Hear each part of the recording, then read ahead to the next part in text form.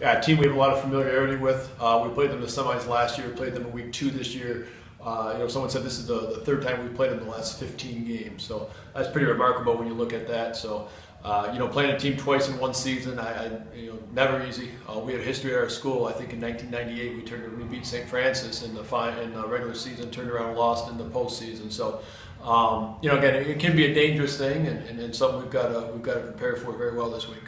What's how do you feel you match up with them? You probably know them pretty well at that point then. So, talk a little bit about just matching up. They're a physical team. If I think back to week 1, again, our boys had their hands full up front with them.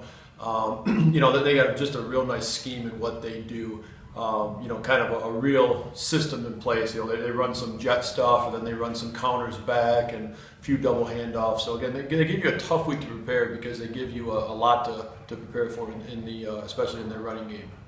Does it make it difficult that you're the team that won the last time you meet? That you met? Well, probably means we were better that day, which is good. But in the overall grand scheme of things, I don't know if they played well enough to get to the state semifinals, and we played well enough. So any team you're going to play at this point in the season, was good enough to progress to that point. And we played them before, but we got to kind of look at it as a brand new game against a brand new opponent, and one that is capable by evidence of how far they've gotten this year.